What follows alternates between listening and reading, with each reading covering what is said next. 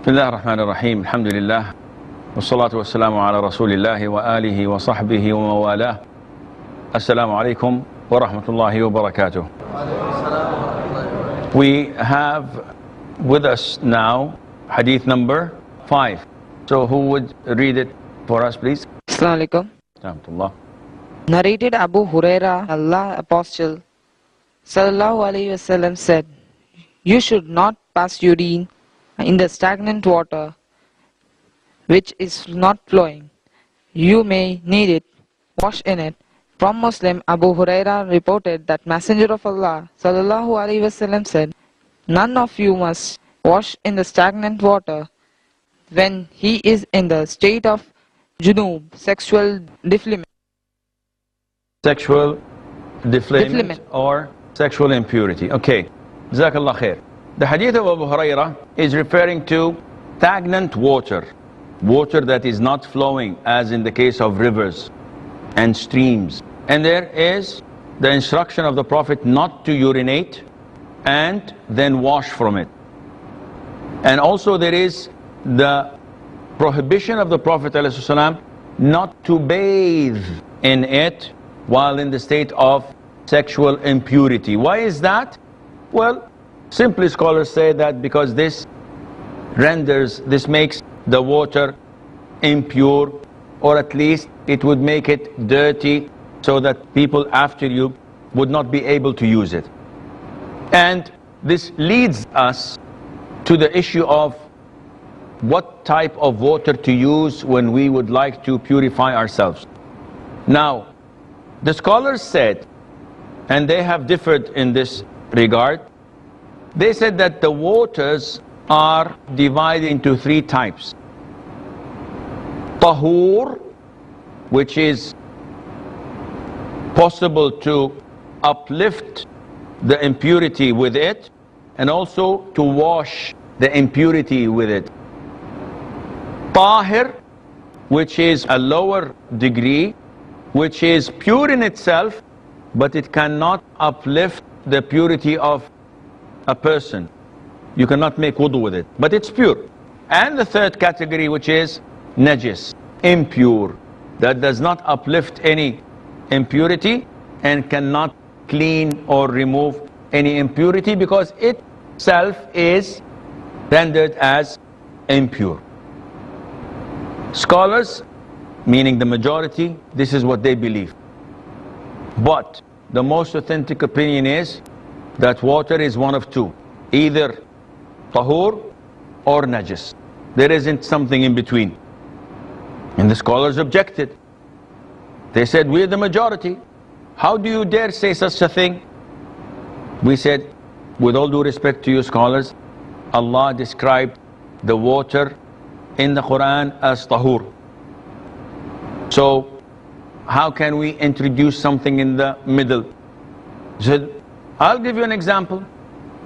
If I have a pot of water and I throw into it tea and I turn it over, what is this? This is tahir. It's not najis.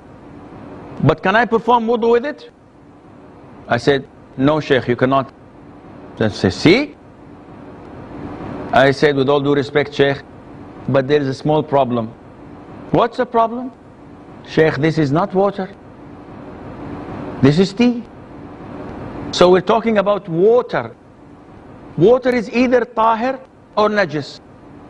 So if I have water that has tea in it, this is tea, not water. If I have a pot of water and I put some flour in it, or I put some sand in it, and I turn it as much as I can, what is this? Water with sand. Water with some flour in it.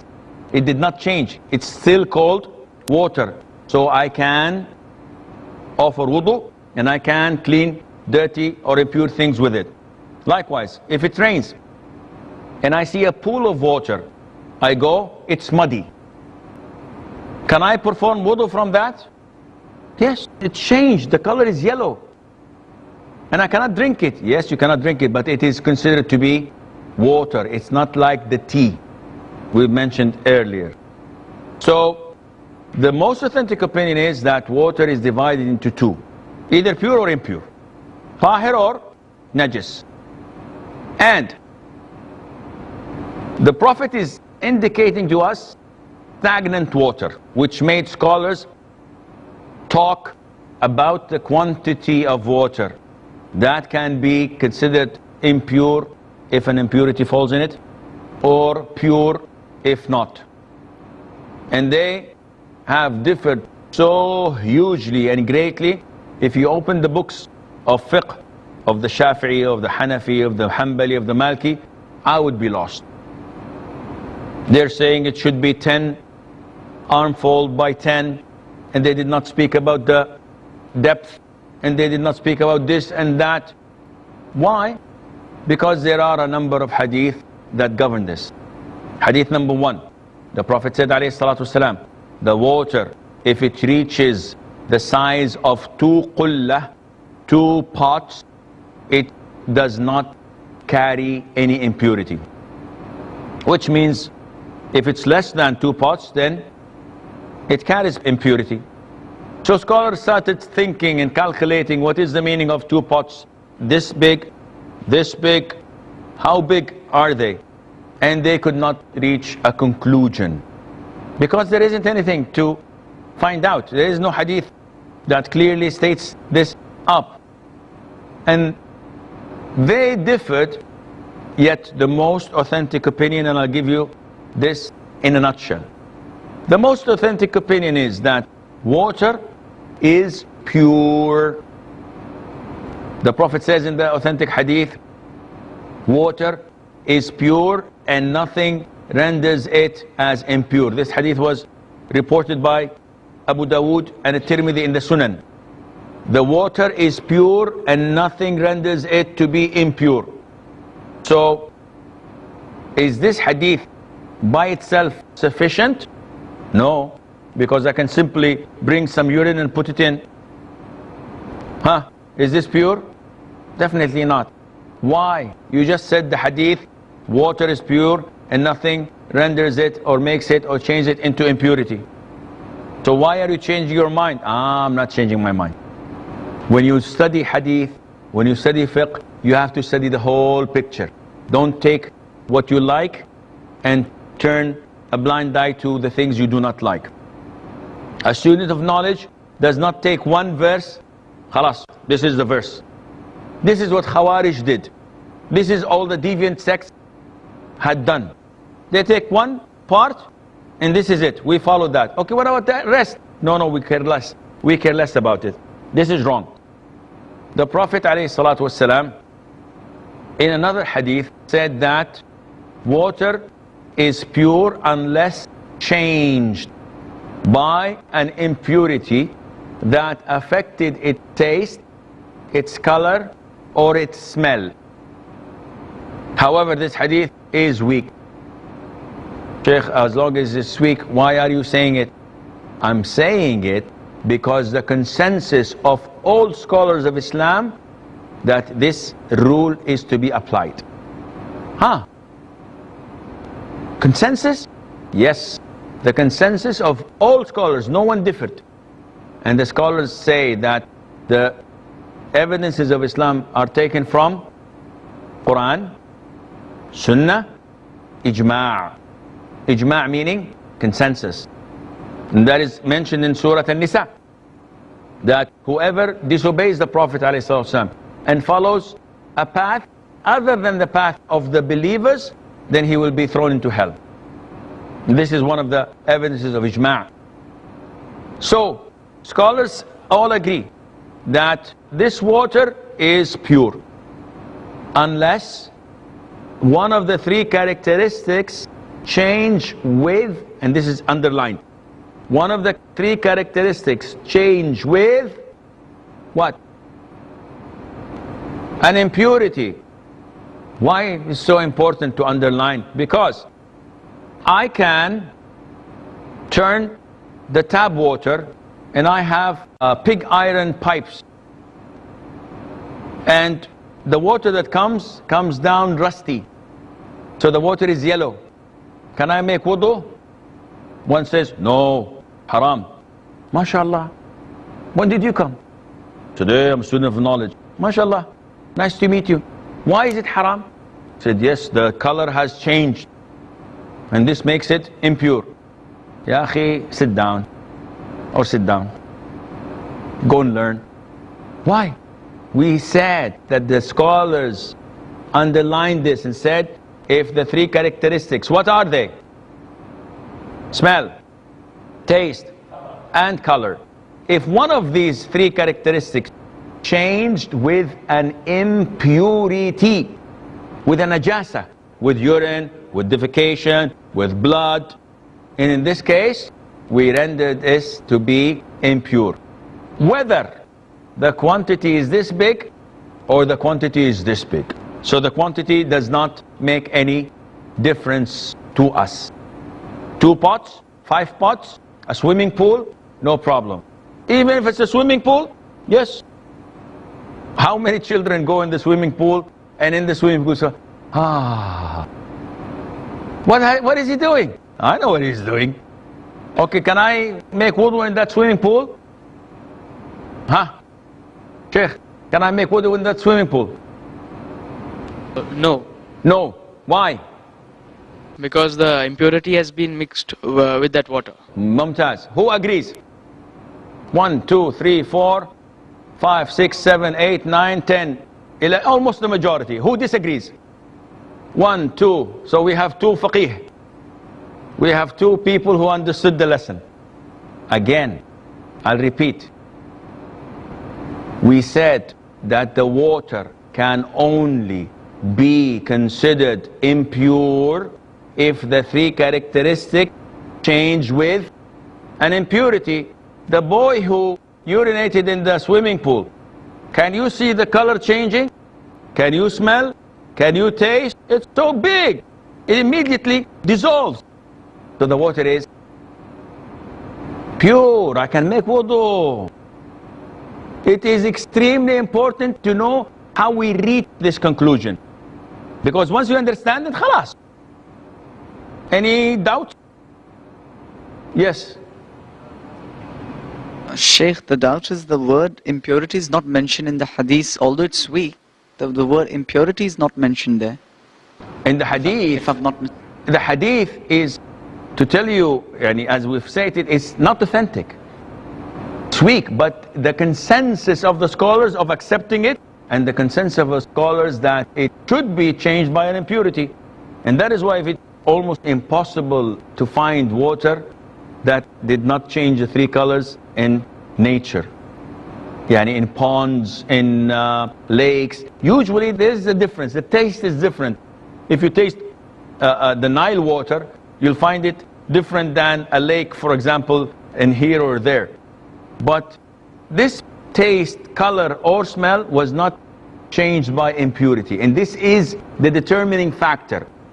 Once one of these characteristics changed by an impurity, it becomes najis. Whether it's a big pond or a small glass of water. So I hope this answers the question. We have a break. After a break, inshallah, we'll continue to take your questions, so stay tuned.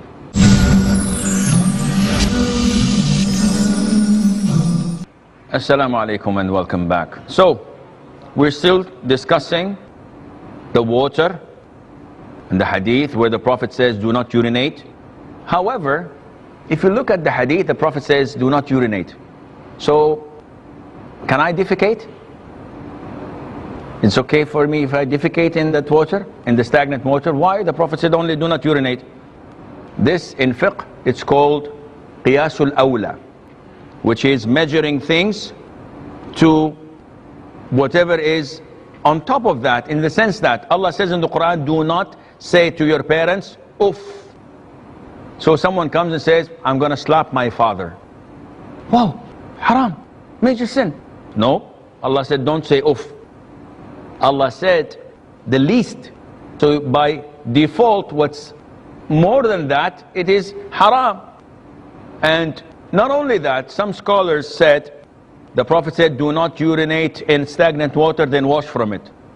Therefore, if I urinate in a pot, and I come and I spill the pot in that stagnant water. I did not urinate in it. What kind of thinking is this? Is this applicable? Islam talks to logical people. When it tells you do not urinate, it means do not filth, do not spoil that water so that people can come and drink it or use it or whatever. And that is why the Prophet says in the hadith, ittaqu al-la'inain. Be aware of the two things that cause cursing to come and fall upon you. What are they? The Prophet said, alayhi salam, to urinate or defecate in the path of the people or in their shade. Imagine in a hot, sunny day, you're tired, you're sweating, you want to go to this tree and rest. And when you come, you find traces of people urinating and defecating. What will you do? May Allah curse who did this. And likewise, while walking, you step on something. Who did this? May Allah curse him. So the Prophet is telling you, don't do this. And this indicates that Islam cares a lot about public opinion, cares a lot about the others. It's not me and the flood comes afterwards. No, it is us as a community that we should take care of these things. Okay, if you have any questions, by each session, mashallah, I'm finding that people are having more and more questions. So this is supposed to be informative, not to be delusional. Once we say that our urination detriments the wudu, it becomes null and void. If you urinate. Okay, if you urinate. Yes, wudu is... you have to make wudu. Wudu is... yes. And the other side, now suppose, just of late you said, in a pool of water, if a child urinates. Now, there's a certain portion of urine is there, minuscule. But then the heart says, there's water, certain portion is there. Okay. So how do we, set if you follow your heart, you will be doomed. Because Islam is not following your heart. Islam is following what you see, what you hear, what you sense, what you feel. And that is why I meet people and I say, why don't you pray behind this imam? He said, wallahi, my heart tells me he's not a good Muslim. Subhanallah. Why are you sitting with this person who's innovator and deviant? My heart tells me it's okay. Why are you dealing in riba? He said, my heart tells me. Islam does not tell you to listen to your heart. Islam tells you to listen to facts. And when I come to judge a pond or a pool of water, I judge it by facts. Because even shaitan will come. Even if I have in my house a big tank full of water that I drink from, wash from, etc. After a while, shaitan will tell me, how do you know that a mouse did not drown in it and died? My heart tells me, as long as this tank is outside, things might happen to it. I'm not going to use the water. Shaitan comes and says, how do I know that my wife is not cheating? My heart tells me something is wrong. Why? Fear Allah. Your wife is committed to hijab, she prays 5 times, everybody knows. I have bad feeling. Yesterday I came into the house and she was calling someone on the phone, and the minute I came in she said, I'll call you later. So definitely she is having an affair. She could have been speaking to her mother, to her friend. She might have been speaking to someone you don't like, your sister who you did not speak with for 10 years. She's trying to reconcile between the both of you. Why do you always think negative? My heart is telling me. So this is not the Islamic way of dealing with things. As Muslims, the Prophet tells us, alayhi salatu wasalam, I do not judge your hearts. I judge what I see. Allah is the only one who judges the hearts. Therefore, the scholar said, a big pool, swimming pool, 6 people, 10 people urinate in it. Do you feel it? Do you taste it? Do you see it? No? You can make wudu and the water is pure. Second question. Assalamu alaikum, Shaykh. Salam. Sheikh, once it is ascertained that such a thing has been mentioned in the Sahih Hadith, authentic Hadith, then we are supposed to follow it blindly without questioning the logic behind it. Or else there's a possibility that we might be thrown into the hellfire.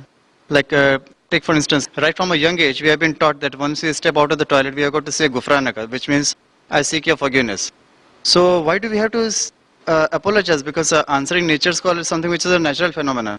So you're asking about the word ghufranak. Why do we ask for forgiveness and apologize for a call of nature? Exactly. No. It has nothing to do with that. When you say ghufranak, you're saying, oh Allah, I seek your forgiveness. Not because a sin I have done. No, because Allah relieved me from the toxic materials that, if not gone out, would have killed me and poisoned me. Right? So that is why similarly when I go out after answering the call of nature, I pray to Allah and say, oh Allah, as you have relieved me from these toxic materials, so I ask your forgiveness to cleanse me from my sins that would burn me in hell. So it has nothing to do of sin. You did not do a sin. This is a blessing.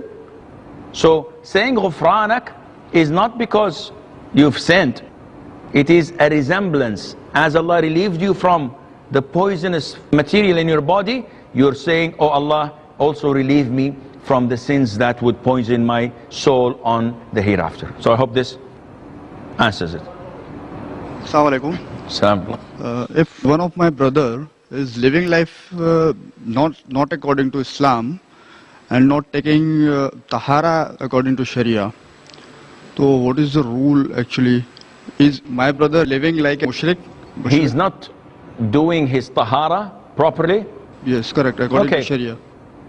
Now this is something that we have to all know. Allah does not accept prayer without wudu. Allah does not accept prayer of a person who is not in the state of purity. So if your brother or this relative of yours is not in compliance with the Quran and Sunnah, so he does not purify himself, he urinates without washing, without using toilet paper, maybe he does not pray at all, then in this case he's not a Muslim. And that is why we will come to, inshallah, pass by a hadith that deals with purifying yourself from urine when you urinate. But if a person does not pay any attention to the purity, this means that he doesn't pray. And if a person does not pray, he is a kafir. Whether he believes in prayer, or he is lazy, or he doesn't believe in prayer at all, he is a disbeliever. Because the only thing, the only form of worship that the companions all agreed upon, that abandoning is kufr, is prayer. If you don't give zakat, you're a great sinner, but you're a Muslim. If you don't perform hajj, if you don't fast Ramadan, you're still a Muslim, a great sinner. If you do not pray, then you are not a Muslim. And with this we conclude our session. Until we meet next time, fi amanillah. Wassalamu alaikum wa rahmatullahi wa barakatuh.